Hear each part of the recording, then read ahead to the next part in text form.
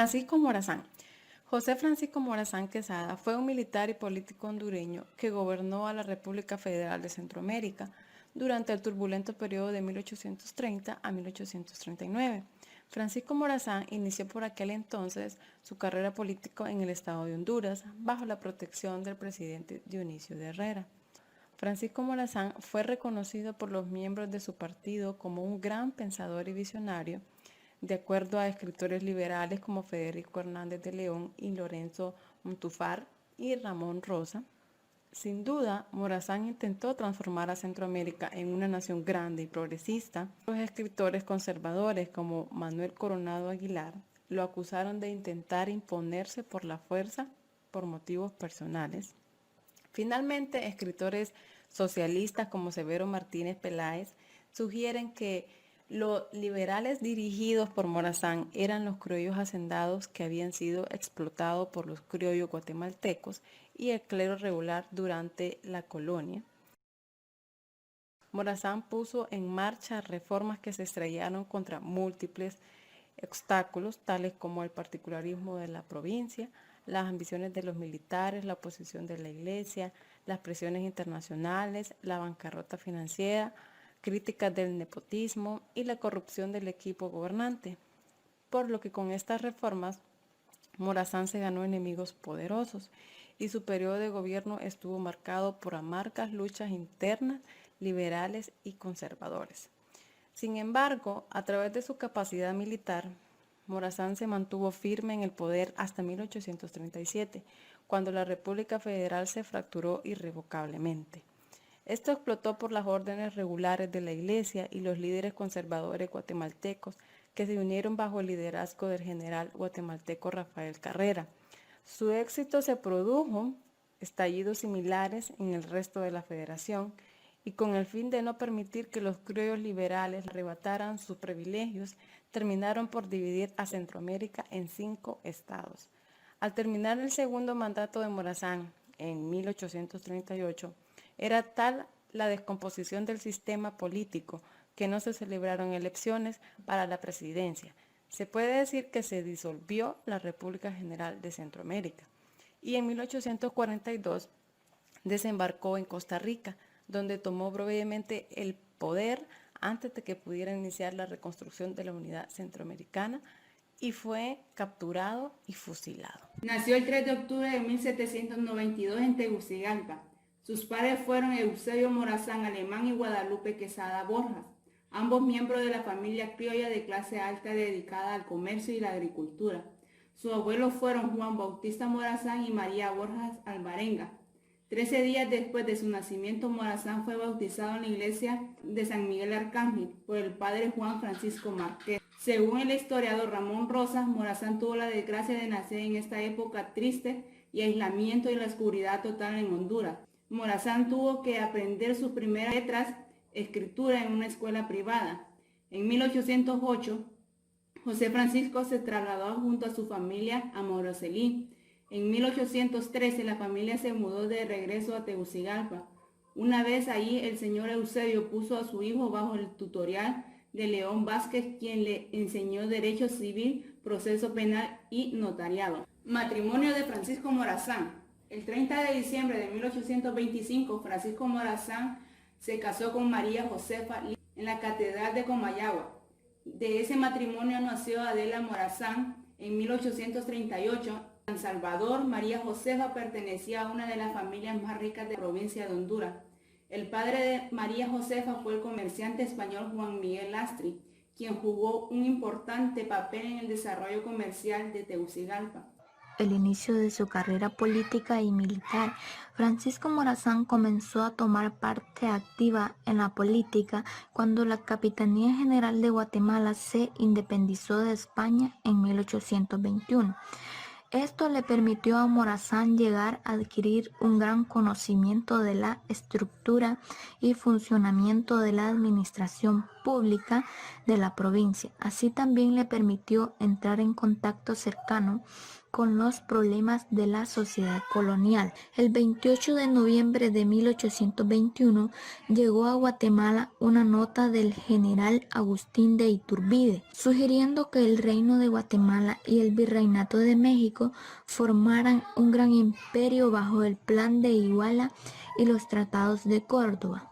La Junta Provisional Consultiva declaró que esto no era una orden inmediata para tomar tal determinación, sino una opción, por lo que era necesario explorar la voluntad y escuchar la opinión del pueblo centroamericano.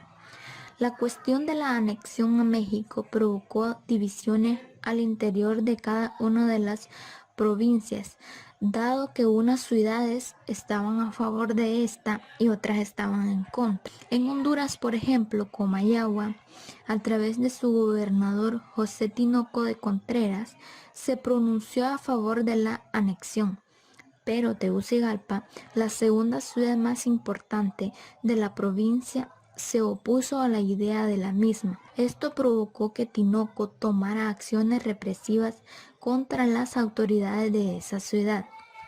Se organizó en Tegucigalpa un ejército de voluntarios con el fin de contrarrestar la agresividad de Tinoco y defender su independencia. Fue durante estos acontecimientos que el general Francisco Morazán se enlistó como voluntario al servicio de las autoridades de Tegucigalpa. Fue designado como capitán de una de las compañías por decisión de los jefes oficiales que organizaron las milicias. Así comenzó la vida militar de Francisco Morazán y su lucha contra los intereses conservadores. Luego de la independencia de Centroamérica de España en 1821 y su posterior emancipación absoluta del 1 de julio de 1823, la nación centroamericana quedó finalmente libre e independiente. Esta nueva nación pasó a llamarse Provincias Unidas de Centroamérica y quedó conformada por los estados de Guatemala, Honduras, El Salvador, Nicaragua y Costa Rica. Al año siguiente, el Congreso Constituyente se reunió en la ciudad de Guatemala con el objetivo de decidir cuál sería el sistema de gobierno a través del cual se regirían los destinos de la joven nación. En 1826, el doctor Miguel Echarri, quien por motivos de política interna había sido expulsado de Colombia y se había establecido en Honduras, aprovechó para iniciar con la masonería al joven Francisco Morazán y a Dionisio de Herrera, quien fingía como jefe supremo de Honduras. El gobierno federal, encabezado por Manuel José Arce, pretendía disolver el Congreso Federal y por ello convocó a una reunión que se celebraría en Cojutepeque el 10 de octubre de 1826 para elegir a un Congreso extraordinario. Esta orden constitucional fue rechazada por el jefe del Estado de Honduras, Dionisio de Herrera.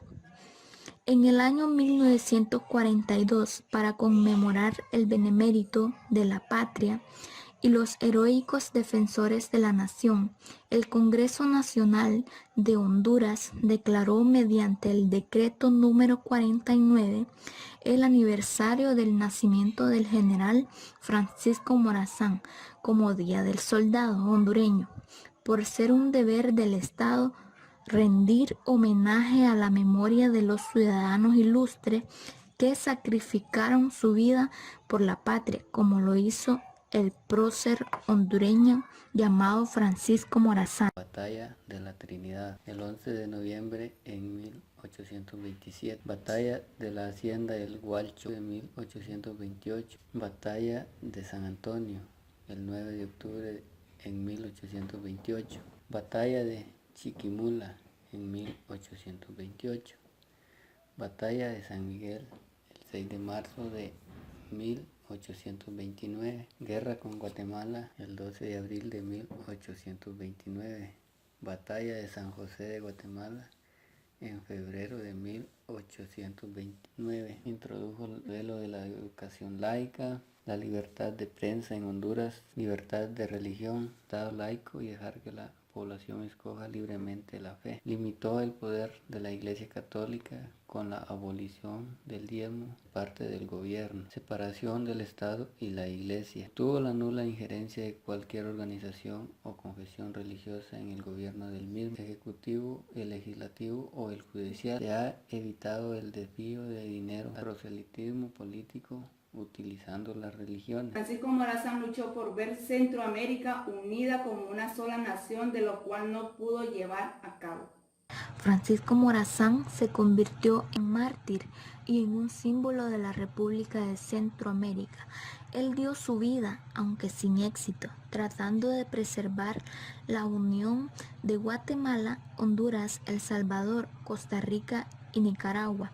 El legado que dejó Francisco Morazán en el corazón de los centroamericanos es inolvidable.